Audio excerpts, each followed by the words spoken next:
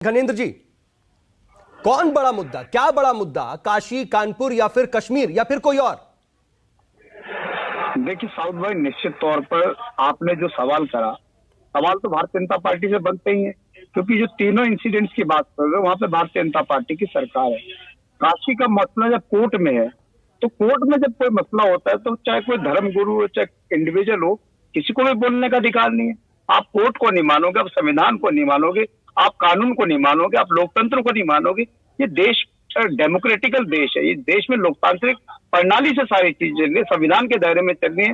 लेकिन भारतीय जनता पार्टी के जितने भी कार्यकर्ता है, उनके सपोर्टर्स हैं, किसी को कानून में विश्वास नहीं, किसी को संविधान में विश्वास नहीं है, अपनी तरफ से चल रही है। बाकी जो आपने कानपुर वाली घटना करी, तो निश्चित तौर पर देश में पिछले कुछ सालों से एक माहौल बनाया जा रहा है भारतीय जनता पार्टी और आरएसएस के द्वारा कि किस तरीके से देश के सांप्रदायिक माहौल को बिगाड़ा जाए, किस तरीके से देश में सांप्रदायिक दंगे करवाए जाए।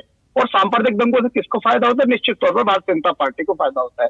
और कहीं ना कहीं भारतीय जनता पार्टी चाहती है कि देश को दोनों संप्रदायों के बीच में डिवाइड कर दे और एक ऐसी लकीर खींच दे जो आने वाले 10 दिन 50-100 सालों में भरी ना जा सके। भारतीय जनता पार्टी और संघ इस तरीके का काम कर रहे हैं। तीसरी बात आपने बोली कश्मीरी पंडित।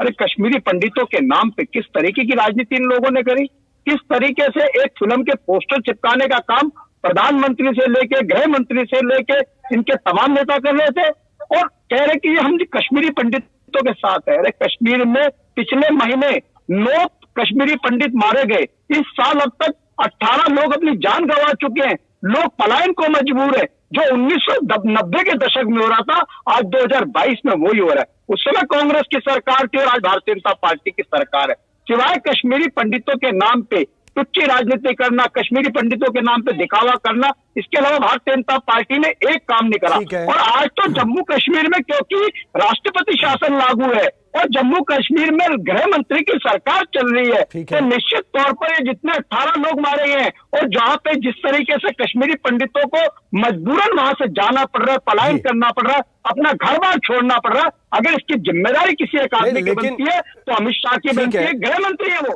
उनकी जिम्मेदारी राष्ट्रपति शासन लगा हुआ है। आपके राज में आप कह रहे कश्मीरी, ठीक है, लेकिन घनेंद्र जी ठीक है, अच्छी बात है, कश्मीर में जो कुछ हो रहा है उसकी जवाबदेही क्या है, किसकी है, वो आप बोल रहे हैं। लेकिन पंजाब में क्या हो रहा है?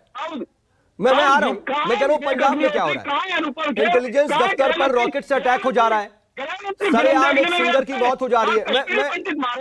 घनेंद्र भाई, मैं आपके पास आ रहा हूं कि ठीक है, आपने वाजिब सवाल उठाए और उसका जवाब ले लेंगे, लेकिन कश्मीर में क्या हो रहा है उसका दर्द तो आपको है, लेकिन साथ साथ पंजाब में क्या हो रहा है, किस तरह की स्थितियां हो रही हैं?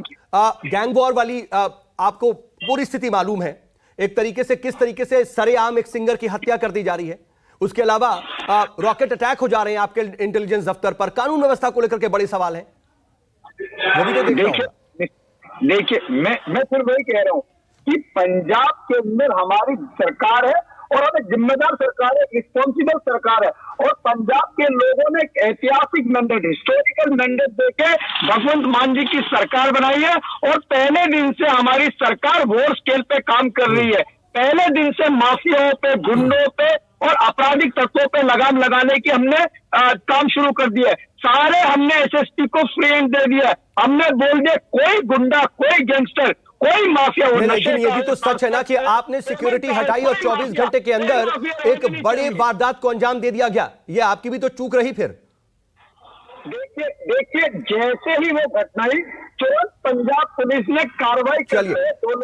लेकिन ठीक है, हम काशी, कानपुर और कश्मीर की बात कर रहे हैं। मैं आऊंगा, आपने तमाम बड़े और वाजिब सवाल उठाए हैं, अनिला जी से जवाब भी बनता है। मैं जीरो टॉलरेंस पे भगवंत मान की सरकार काम कर रही है। जीरो टॉलरेंस रहेगा हमारा हर उस आदमी के लिए जो कानून के खिलाफ। लेकिन घनेंद्र जी, क्या यह भी सच नहीं है कि कश्मीरी पंडितों का मुद्दा जो आप उठा रहे हैं, असल में इसमें आप अपनी सियासत की रोटी भी सेकना चाहते हैं, क्योंकि आपकी नजर अब कश्मीर पर है? देखिए हमारी संवेदना कश्मीरी पंडितों के साथ है और भारतीय जनता पार्टी वालों का क्या काम है कश्मीरी पंडितों के नाम पर राजनीति करना। कहाँ है विवेक अग्निहोत्री, कहाँ है अनुपम खेर, कहाँ है बग्गा, ये अग्गा बग्गा सब भाग गए। अब उन कश्मीरी पंडितों के लिए हम खड़े हैं।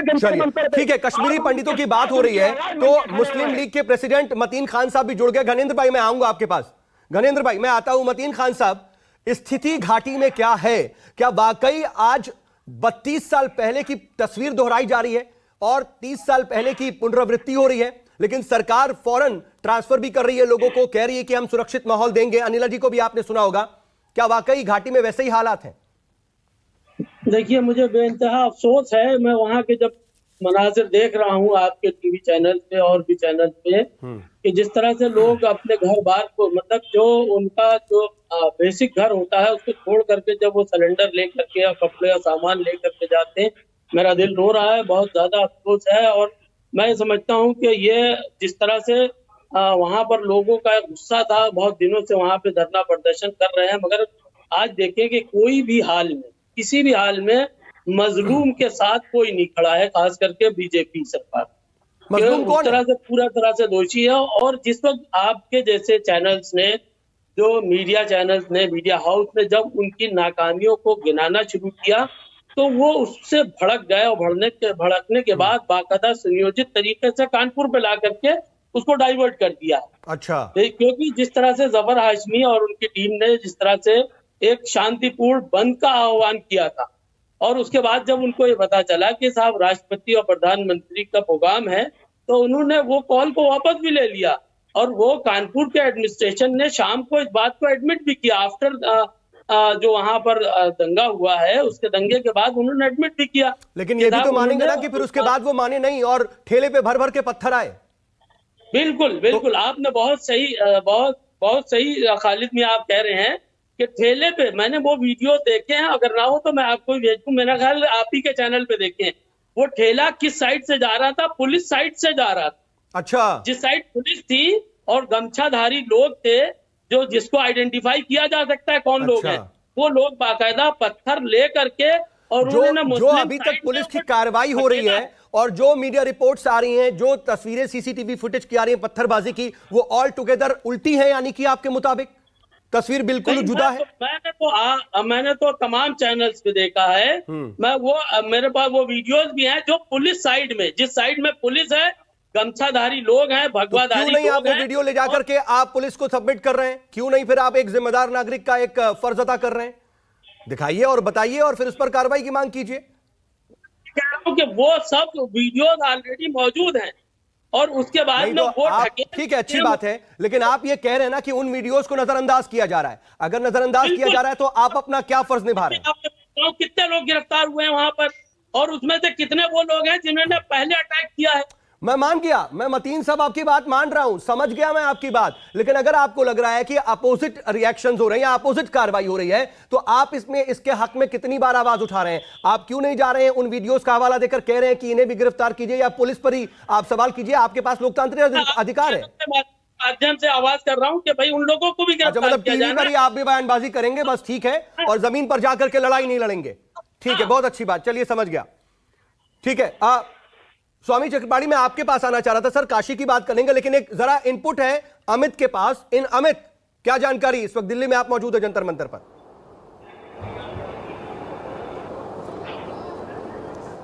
आज जी देखिए, मुख्यमंत्री अरविंद केजरीवाल बताया जा रहा है कि 12 साढ़े 12 बजे के आसपास पहुंचेंगे। उसके साथ पूरी कैबिनेट जो है वो इस मंच पर रहेगी। उसके अलावा जितने भी विधायक हैं आम आदमी पार्टी को, सबको बुलाया गया। और बड़ी बात यही है कि आम आदमी पार्टी अब इस मुद्दे को बड़ा करना चाहती है, क्योंकि ये एक ऐसा मुद्दा है जहां बीजेपी कहीं ना कहीं गिरते हुए दिख रही। कश्मीर एक ऐसा मुद्दा है जहां पर आम आदमी पार्टी को लगता है कि जो एक विपक्ष की भूमिका होती है इस मुद्दे को बड़ा करना, वो आम आदमी पार्टी कर रही है और इसके जरिए बीजेपी को घेरना चाह रही। तो यही वजह है कि अब आम आदमी पार्टी इस मुद्दे पर न सिर्फ दिल्ली में बल्कि देश के दूसरे राज्यों में भी बड़ा करने की कोशिश हो रही है, और इस पर कहीं ना कहीं बीजेपी थोड़ी सी असहज होती दिखाई भी दे रही है। लेकिन स्वामी चक्रपाणी, मैं आपके पास आ रहा हूं सर। देखिए, संघ प्रमुख मोहन भागवत एक बड़ी अपील करते हैं और उसके बाद भी स्थितियां क्या है हम जान रहे हैं। काशी में जिस तरीके से जलाभिषेक की एक तरीके से जिद भी की जा रही है स्वामी अविमुक्तेश्वरानंद की तरफ से, क्या यह ठीक है? और इनके साथ साथ जो कश्मीर में हो रहा है, कानपुर में हो रहा है, इस पर भी अगर आप जल्दी से कुछ कह पाए। देखिए सऊद जी, एक बात है कि विश्व में भारत ही एक ऐसा देश है जहाँ पे बहुसंख्यक वर्ग का हमेशा से उत्पीड़न होता आया है, यानी हिंदू सनातन धर्मियों का उत्पीड़न हुआ, चाहे मुगल काल से लेकर के हर समय हुआ है। आप ये देखिए कि अब 3 की जो बात कर रहे हैं, कश्मीर और कानपुर और जो है काशी, सवाल ये है, आप देखिए इस तीनों में कौन पीड़ित है? कश्मीर में कौन मारा जा रहा है? कश्मीर में हमारे हिंदू पंडित मारे जा रहे हैं। मारने वाले कौन है? जिहादी है। कानपुर में पत्थरबाजी किसने किया? कानपुर में पत्थरबाजी जिहादियों ने किया, पीएफआई के लोग ने किया। काशी में कौन पीड़ित है? काशी में पीड़ित हिंदू है, सनातनी है, जिसके भगवान भोले शंकर को मंदिर को तोड़ा गया, विश्वेश्वर महादेव को, और आज भी जब जांच हुई माननीय कोर्ट के निर्देशन में चाहिए, या फिर जब पता है कि पूरा इलाका अगर पूरा सील बंद है तो वहां जाने की जिद ठीक है क्या? मैं सौद जी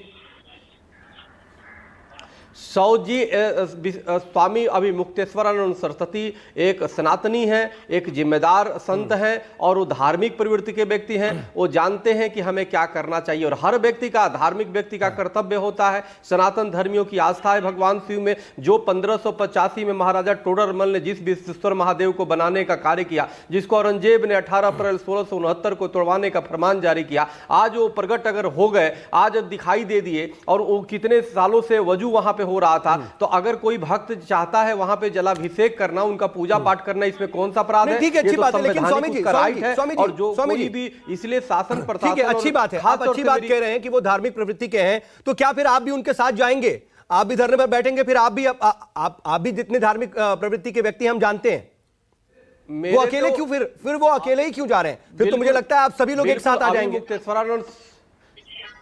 नहीं, अभी मुक्तेश्वर सुन लीजिए, अब बोलने दीजिए ना पहले।